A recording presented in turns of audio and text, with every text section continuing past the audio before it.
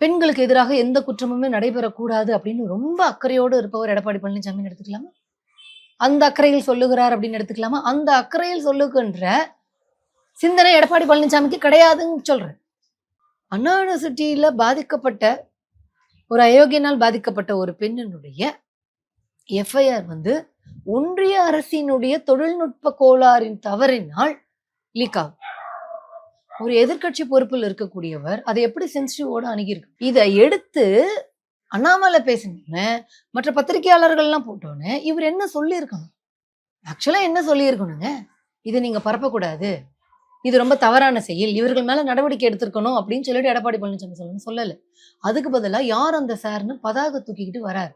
அப்போ ஒரு விஷயத்தை எப்படி அணுகணும்னே தெரியல. இப்ப குற்றம் அதிகரிச்சிருக்கு அப்படின்னு அவர் சொல்றாரு.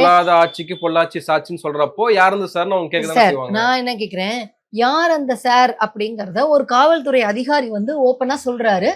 நீதிமன்றத்திலயும் நாங்க சொல்லி இருக்கிறோம், அணுகி இருக்கோம்.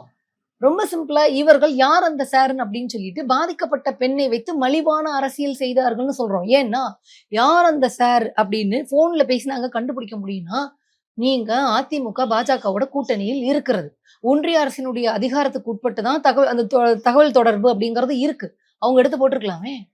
கோர்ட்ல போய் அவங்க அஃபிடவிட் சப்மிட் பண்ணிருக்கலாமே. இந்த கேஸ் நடக்கும்போது இந்த மாதிரி ஞானசேகரன் இப்படி ஒருத்தர் கூட பேசினாரு, இந்தாங்க டெக்னிக்கலா ப்ரூஃப்னு சொல்லிட்டு போட்டிருக்கலாமே. ஏன் போடல?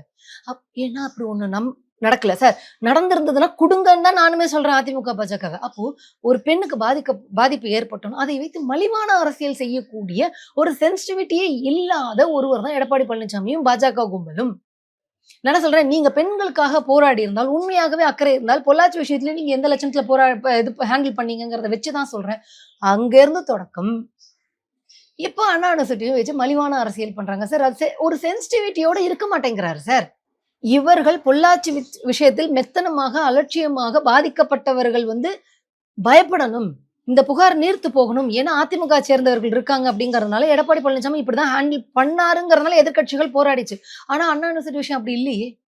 ஆளும் கட்சி அரசே உடனடியாக நடவடிக்கை எடுத்தது. நடவடிக்கை எடுக்கலன்னா எடப்பாடி பழனிசாமி போராடியதோ பாஜக போராடியதோ ஒரு நியாயம் இருக்குன்னு சொல்லணும். இவர்கள் பெண்களின் உடல் மீது மலிவான அரசியல் பண்றாங்கன்னு நான் சொல்றேன்.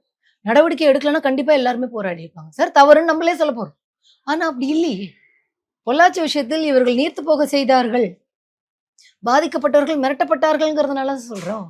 அப்ப எடப்பாடி பழனிசாமிக்கு பெண்கள் பாதிக்கப்படும் பொழுது இதை எப்படி அணுகணும், எப்படி பார்க்கணுங்கிற புரிதல் கூட இல்லை. அதுக்குதான் சொல்றேன், திராவிடம்னா என்னன்னு தெரியாது, ஆராய்ச்சி பண்ணணும்னு சொன்னவர் அவர்.